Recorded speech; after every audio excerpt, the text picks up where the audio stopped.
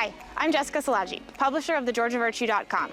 We're so excited to offer a compilation of videos this election season. The TGV Candidate Spotlight Series is an independent video feature produced with one goal in mind, providing voters with as much information as possible before they head to the polls. There's no agenda, we don't make endorsements, and we aren't beholden to any giant media corporation.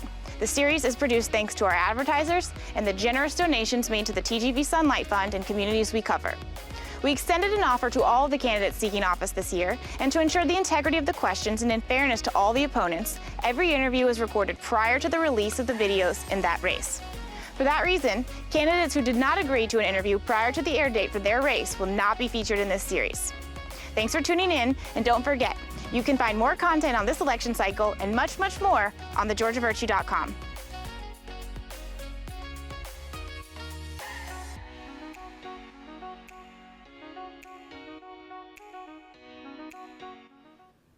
Joining us today is Nick Newkirk, who is the Republican nominee for County Commission in District 2C. Thank you so much for joining us. I appreciate you having me today. Why don't you start by giving voters a rundown of who you are and a little bit about yourself in case they didn't see your interview from the primary. Okay. Name's Nick Newkirk, running for County Commissioner 2C. I am the Republican candidate. Been in the county since 2003. Married my wife in 2003, and that's when we moved here. We got 4 boys, a senior at Statesboro High, a sophomore at Portal, a 4th grader at Bible Baptist, and then I got a 4-year-old that floats in between between us and my parents in Effingham. I got the business is Crazy Nick's Inflatables. I've been operating it for about 15 years, and I got some other businesses I'm in the startup mode of, but that's pretty much the gist of it. Do you want to just give a little rundown of why you're running, your top priorities? I know you've been talking about them for a while now. Yes. It's basically the 3 big things that I've been harping on this whole time is to try to figure out the taxes, stop raising them, the uncontrolled growth that we see every day at the commissioners meeting, and then also the transparency side of it. That's also very evident, or lack of transparency at the meetings right now. Has your position on anything or your platform in general kind of evolved as you've been on the campaign trail, or expanded because you've been talking to more people? Or? It's pretty much about the same. I mean, I started those 3 main points off at the beginning, and the more I talk to people all summer long doing bounces, whenever I see people, they're all talking about the same things. The taxes are getting too high. We got senior citizens that's planned on retirement right now, that's living off of retirement, and they're having a hard time making ends meet right now. That's the big thing, is the taxes. But then also the growth. I think we got like 21 rezones that's happening this month in the Bulloch County Commissioners meetings right now. That's coming up, I believe, next week. We get so many of them, they've had to split it up into 2 meetings next week. So a lot of the, just the uncontrolled growth in the middle of fields, out in the middle of these big open wide fields, that's where a lot of people are having issues with right now. If you are elected in November, you'll take office mid-year through the fiscal year. So there's not a whole lot you can do right away, at least for the budget that we'll be in at the time. Yes.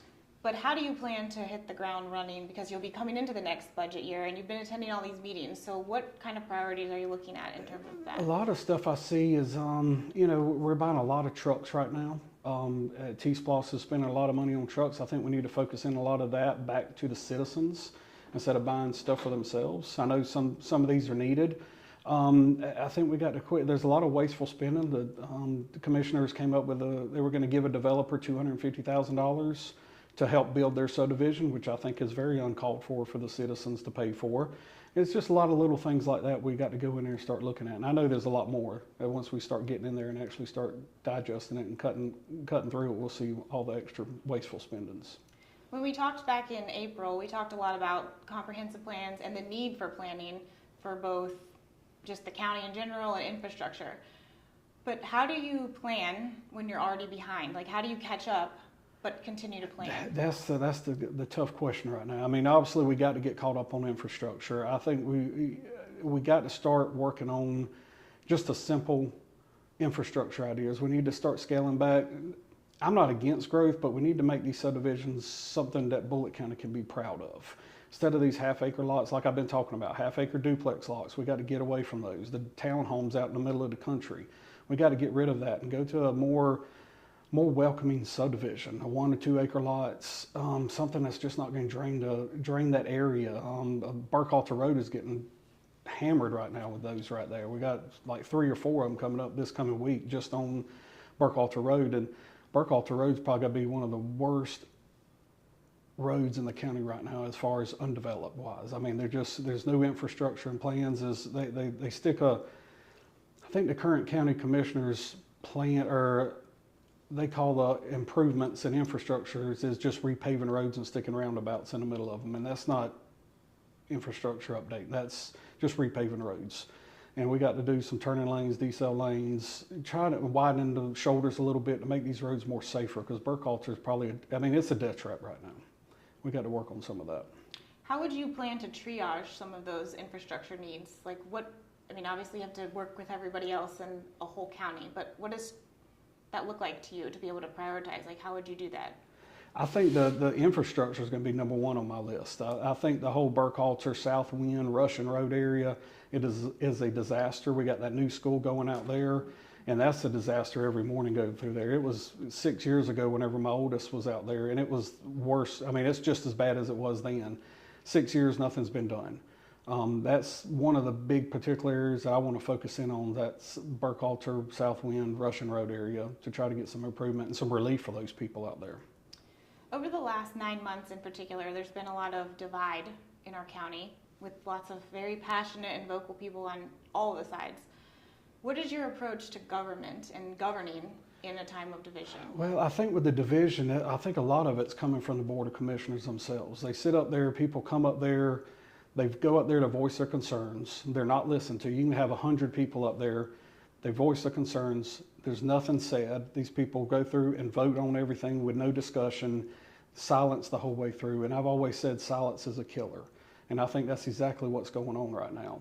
Is whenever people do stand up, you got the commissioners actually attacking the people while they're talking. And I think we got to get rid of attacking people, quit talking to the citizens like they're trash. And we got to actually quit trying to get the citizens arrested too for voicing their concerns. And I think whenever you start taking that away and actually starting to treat people like human beings, whenever you start doing that, I think that opens up the flow of communication. And communication is key nowadays.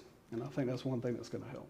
That kind of segues into the next question, which is employees, because I think there is maybe not strife, but just tension between the citizens and some of the employees, and concern by the employees about what a new administration looks like. So, how are you looking at that? How are you going to help resolve, or I guess facilitate, bringing everybody back together from the employee side too? Because I think a lot of employees are worried about what's ahead for them. Yeah, and a lot of the problems this whole time is just misinformation being put out by the other side. I have no intentions of going up there and firing everybody and starting fresh. I think the county has some of the best employees working. I work with several of them throughout the year with some of these events I do with inflatables, and like the 4th of July event, they up there, they start early that morning, or they actually start 2 or 3 days prior to it, but they're up there 7, 8 o'clock that morning, run all day long, and whenever I'm back up there picking up the inflatables, 11, 12 o'clock, majority of them are still up there picking up trash, getting ropes taken down, and most of them are up there past midnight. So we got some good quality employees. I think a lot of it is mismanagement, and I think that's from the top down. And I think whenever we go in there with hopefully a new crowd with the commissioners, and try to get the county commissioner or the county manager on the side of, we need to start fixing some of this stuff. Is there anything you want voters to know about you ahead of Election Day, or what's one thing you would send them away with just about Nick Newkirk? I'm here to try to bring everything back to the people. Everything I've been taught, listening to people throughout the community, is just communication, and I want to work with both sides. I'm just not going to go up there and work for myself. I want to try to work with both sides and bring everybody back together and make this county great again. And let's try to save this community. And where can people learn more about you? I'm on Facebook. I got a website, Nick Newkirk Commissioner Seat. I got my phone number on there. If anybody's got any questions or comments, y'all just reach out to me and we'll go from there. Well, thank you so much for joining us, and good luck. I appreciate it. Thank you.